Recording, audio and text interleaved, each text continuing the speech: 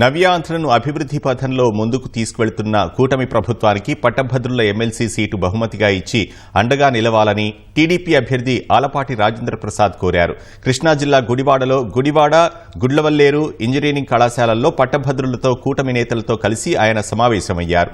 సార్వత్రిక ఎన్నికల్లో ఇచ్చిన చారిత్రాత్మక తీర్పును మళ్లీ కొనసాగించాలని టీడీపీ నేతలు కోరారు. మచిలీపట్నంలో టీడీపీ క్లస్టర్ ఇన్ఛార్జీలతో మంత్రి కొల్లు రవీంద్ర సమావేశమయ్యారు. అర్హులందరూ ఓటు హక్కు వినియోగించుకునేలా క్లస్టర్ ఇన్ఛార్జీలు బాధ్యత వహించాలని ఆయన ఆదేశించారు.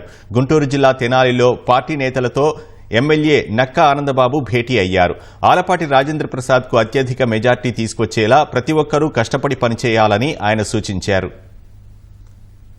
మనం ఈ రాజ్యాంగం మీద నమ్మకం ఉండి ఓటు వేయటం వల్ల ఆ ఓటు ద్వారా ఎన్నికైన వ్యక్తి పాలకుడిగా సమాజాన్ని కాపాడాలి అనే భావంతో పాలిస్తూ ఉన్నారు.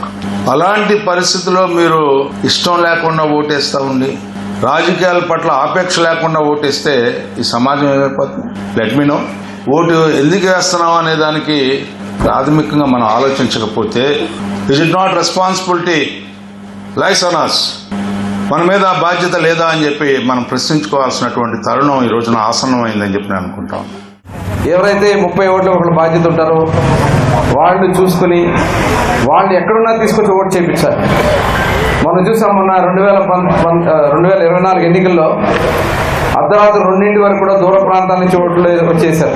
గుర్తున్నాయి కదా మనకి. ఆడవాళ్ళు పాపం లైన్లో నుంచుని 1 గంట 2 అయినా కూడా నుంచుని ఓట్లు వేసేసారు. అలాంటి ఓట్లు చాలా ఉన్నాయి ఇంట్లో కూడా. గతంలో 5,000 ఓట్లుండే ఇంతకుముందు జరిగినటువంటి గ్రాడ్యుయేట్ సెలక్షన్స్ లో. కానీ ఈరోజు ఈ ఎలక్షన్స్ లో 10,000 ఓట్లు వచ్చినాయి.